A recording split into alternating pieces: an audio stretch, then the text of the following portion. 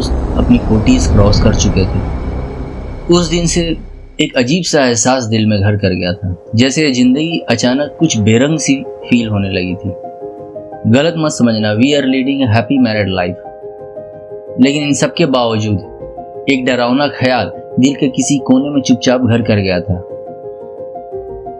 जैसे कि ये जवानी जो धीरे धीरे हमारे हाथों से रेत की तरह फिसलती जा रही है, उसे वापस कैसे रिवाइव किया जाए। हमने सोचा क्यों ना जिंदगी की आंखों में आंख डालकर एक बार फिर से जिंदगी को चैलेंज किया जाए, पर कैसे।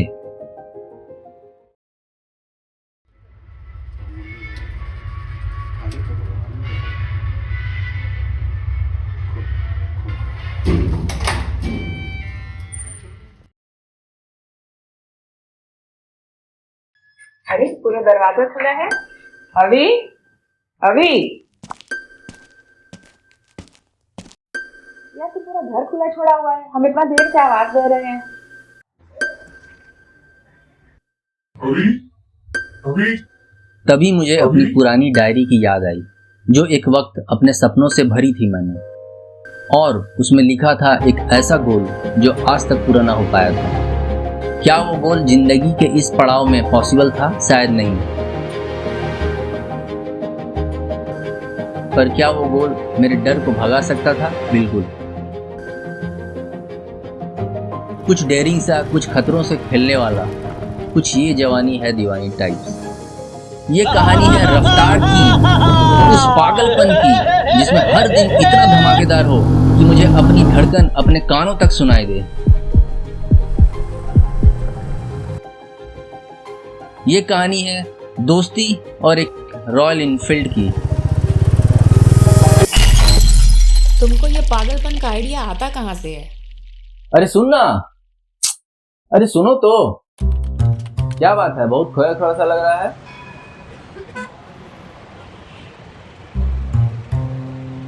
सोच रहे हैं एडवेंचर राइड पे निकला जाए, मोटरसाइकिल लेके दुनिया के सबसे खतरनाक रास्तों से होते हुए दुनिया के सबसे ऊंची जगह पे जाना चाहते हैं, पर तेरे बगैर हम कर नहीं पाएंगे यार।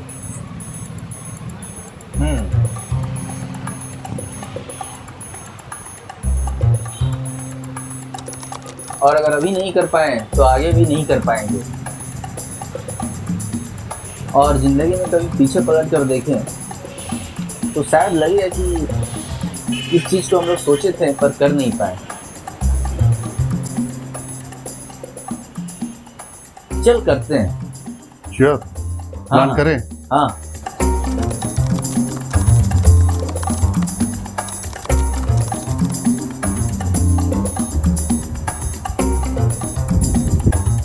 हेलो अभिषेक भाई, हम थोड़े दिन के लिए इंडिया वापस आ रहे हैं। कहीं का ट्रिप प्लान कर, पूरा स्पॉन्सरशिप हम करते हैं। मेरा ये जिंदगी ना बिल्कुल बेरंग हो गया है। इसमें थोड़ा दिन के लिए सही लेकिन एक्साइटमेंट भर दे।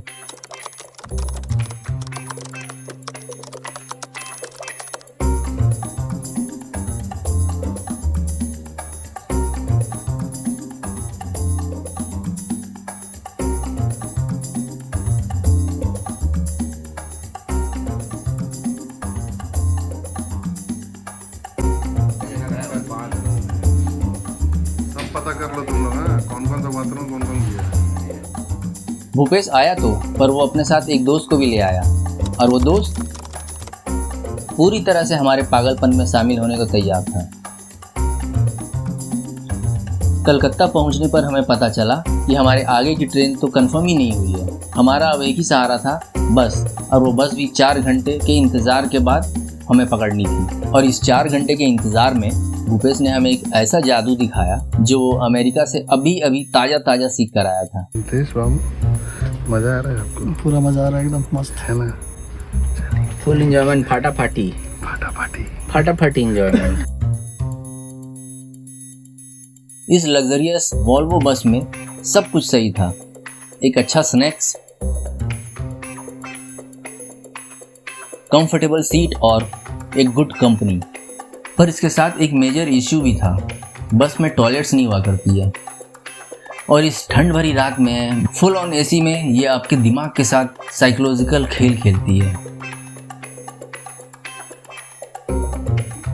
ढोड़ी भर जाता है, सारा ढोड़ी भर गया। गाड़ी रोक नहीं रहा है, करेगा तो क्या, तो टैबलेट खाना पड़ेगा।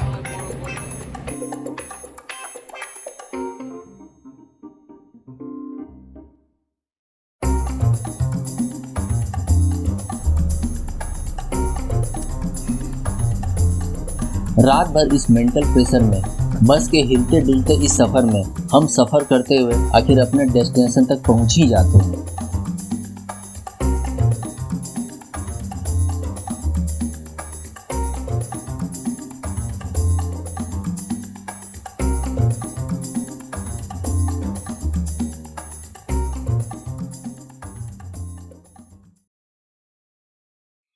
प्लान सेट था, गैंगटॉक को अपना बेस बनाओ,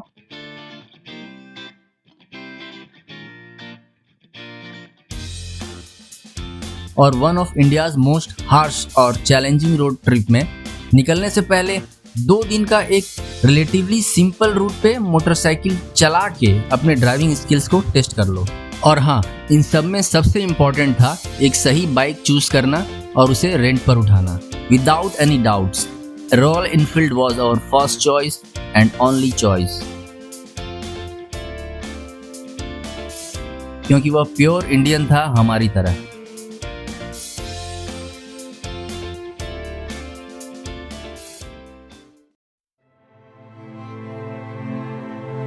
अठारह जनवरी 2025 यह वह दिन था जिस दिन हम चारों दोस्तों ने अपना डेथ वारंट खुद अपनी मर्जी से साइन कर लिया था।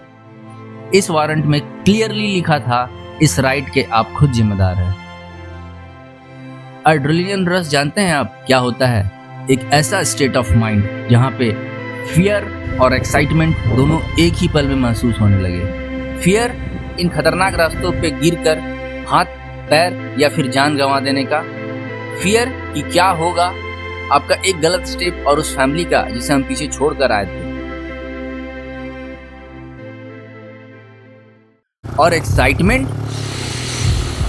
उस दिन, उस समय, उस जगह, उस खतरनाक रोड पर बेलगाम घोड़ों की तरह हवा से बातें करने का।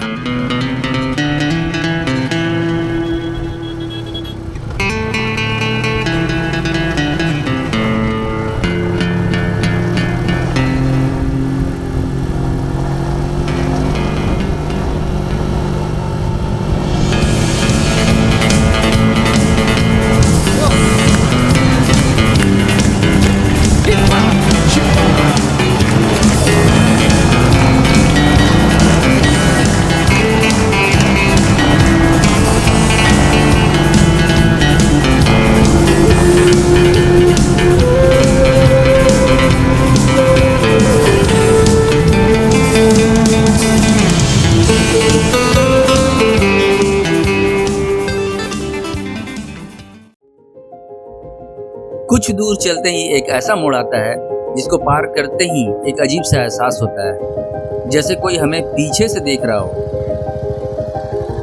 पीछे मुड़कर देखने पर हमें दिखाई देता है माइटी कंचनजंगा, मानो वह हमारे पीछे खड़ा होकर हमारी इस रवानगी को सलाम कर रहा हो।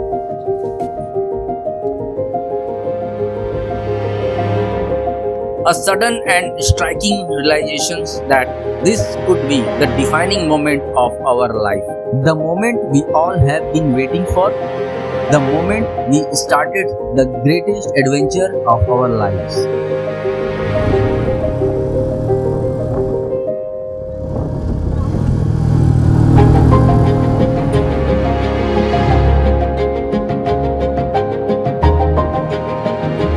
एक्साइटमेंट के कारण सुबह हम ब्रेकफास्ट करना तो भूल ही गए और लोकल किचन देखते साथ हमने यहाँ कुछ खा लेने का डिसीजन बनाया। Very tasty.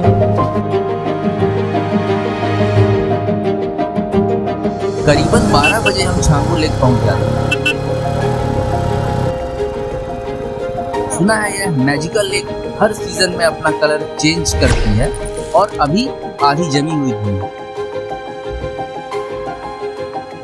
पर मन में एक सवाल बार बार आ रहा था कि बर्फ कहाँ है। बगल से एक केबल कार, जिसे आप गंडोला राइड भी कहते हैं, एक प्रॉमिसिंग ऑप्शन लग रहा था। शायद बर्फ से खेलने का एक मौका मिल जाए, तो हमने भी 380 रुपए देकर इसकी सवारी बुक कर दी।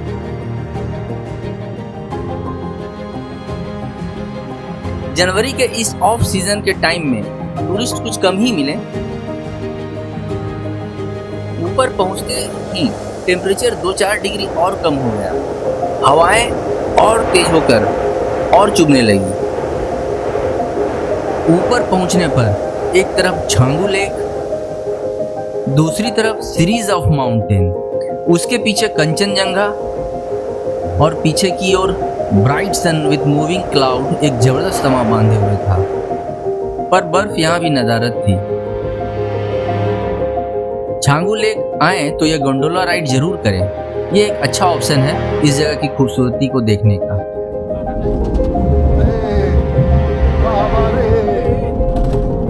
बोल और थोड़ा धीरे चलाने भाई, टॉप गियर में नहीं चलाने जी। तालाब में थोड़ा सा तो फिर यूएस का आदमी इसको तो ठंडा नहीं लगता जब तालाब का पानी से नहा तो लेना चाहिए। -20 डिग्री से चला रहने वाला मेरा कहना सामने वाला तालाब तो पूरा I'll give you 10,000 एक बार जाके नहाओ।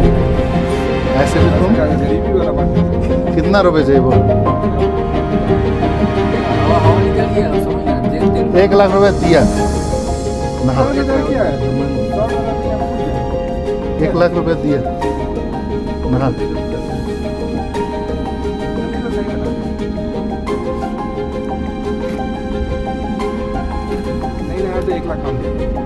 नेचर को अपने सबसे खूबसूरत रूप में देखते देखते टाइम का ख्याल रख पाना थोड़ा मुश्किल होता है, खासकर हमें जब यह पता था कि हमारा नेक्स्ट डेस्टिनेशन नाथुला पास 1 बजे बंद हो जाएगा। आइए सर, चप्पा सर। तो फिर क्या था, घोड़े खोल दिए हमने।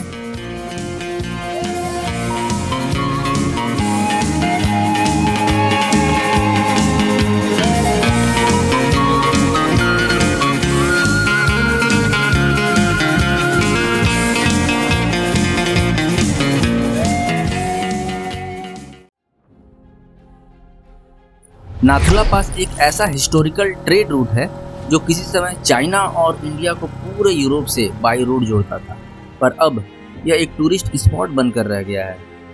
जब से चाइना ने तिब्बत को ऑक्युपाइड कर लिया था, तब इसी रास्ते से वो तिब्बतियन रिफ्यूजीज इंडिया में शरण लेने आए थे। तब से यह रास्ता परमानेंटली बंद है। इंडियन आर्मी इस जगह को चाइनीज आर्मी के साथ बॉर्डर पर्सनल मीटिंग्स के लिए आजकल यूज किया करती है। आप यहाँ से चाइनीज साइट को भी देख सकते हैं और यहाँ विजिट करने के लिए आपको स्पेशल परमिट की ज़रूरत पड़ती है। यह एरिया फॉरेनर्स के लिए रिस्ट्रिक्टेड है और यहाँ 1 बजने के बाद मौसम इतना ख़राब हो जाता है कि इनफैक्ट इंडियन आर्मी भी एक टूरिस्ट को यहाँ से वापस भेजने के बाद खुद भी नीचे के बेस में चली जाती है। टाइम खत्म हो गया।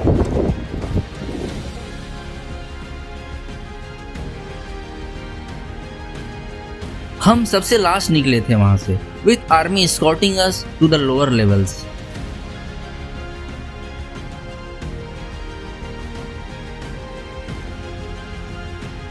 -11 डिग्री 14,000 फीट की ऊंचाई पर चलते हुए जब ये बर्फीली हवाएं मेरे चेहरे से टकरा रही थी और रॉयल इनफील्ड की वो रॉयल आवाज फिजाओं में गूंज रही थी, तब मुझे ये एहसास हुआ कि मैंने ये एडवेंचर राइड मोटरसाइकिल पे ही करना क्यों चुना था। क्योंकि कहीं पढ़ा था मैंने that motorcycle riding keeps you young. That very moment I wasn't 40 anymore. I felt like my biological age reduced to a 25 years old boy. मैं अपने ख्यालों में इतना खो गया था कि नेक्स्ट स्टॉप हरभजन बाबा का टेम्पल कब पहुंच गया पता ही नहीं चला। This place is built to honor the living soul of Captain Baba Harbhajan Singh, who died at the age of 22, but still believed to be guarding Indo-China borders. अगले 10 minute में मुझे और भूपेश को यह रियलाइज हो गया था कि हमारे दूसरे साथी कहीं रास्ता भटक कर बिछड़ गए हैं। नेटवर्क सिग्नल बिल्कुल भी नहीं आ रहा था। इधर भूपेश लास्ट कुछ घंटों से काफी ज्यादा परेशान लग रहा था।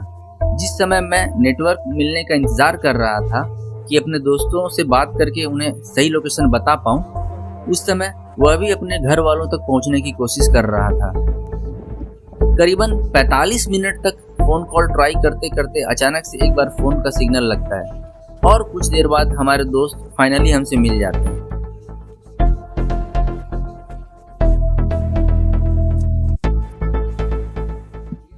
यहाँ से करीबन 40 किलोमीटर आगे जाके जुल्क नाम के एक गांव में हमें रात में रुकना पड़ेगा।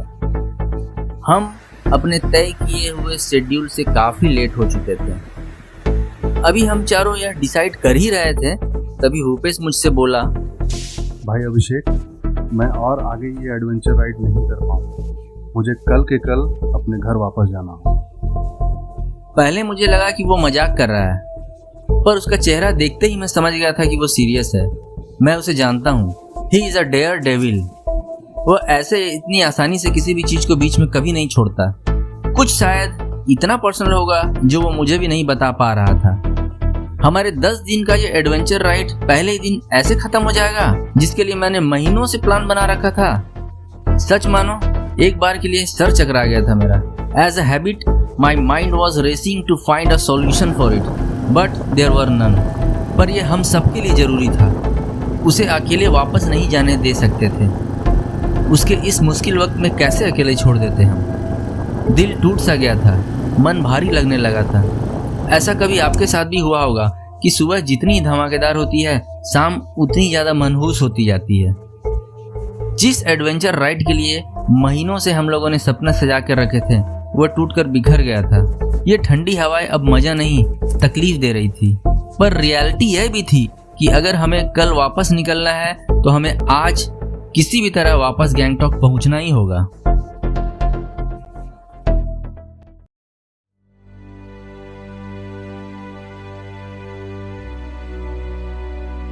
पाँच बज चुके थे और दिन ढलने लगा था।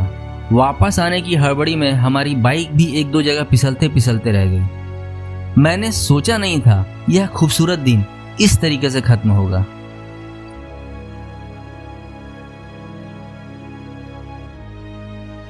सनलाइट ऐसे आ रहा था ना, बार बार हम कहाँ कैसे रखना पड़ता है। हाँ? कहीं कहीं रोड नहीं दिख रहा कि लास्ट का है। और हम रगड़ दिया। जितना से किनारे जाने की कोशिश कर रहा था। व्हाइट लाइन में चला बताया था सीधा। उतार तुम अभी looking at this mesmerising sunset, उस समय हम चारों दोस्त इस लम्हे को अपने अपने दिलों में पूरी तरह समा लेना चाहते थे। भूपेश फिर बोला, मैं नहीं तो क्या, तुम दोनों जरूर जाओगे। तुम लोग बाइक लेकर ये ड्रीम राइड पूरा करके मानोगे। अगर ऐसा कर लिया तुमने मेरे भाई, तो मुझे लगेगा कि मेरा भी ड्रीम राइड पूरा हो गया। मैं और नितेश वापस जाते हैं और तुम और दीपक राइड को कंप्लीट करो हमारे लिए।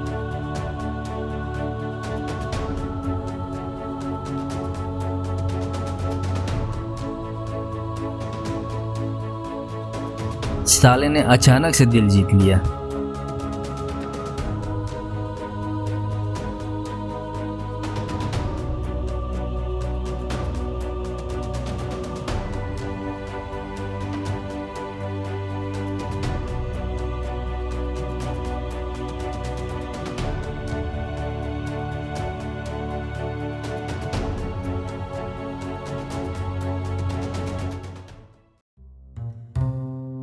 मैटर बहुत सीरियस था, पर सच्चे दोस्त कितने देर सीरियस रहते हैं यह आपको भी पता होगा।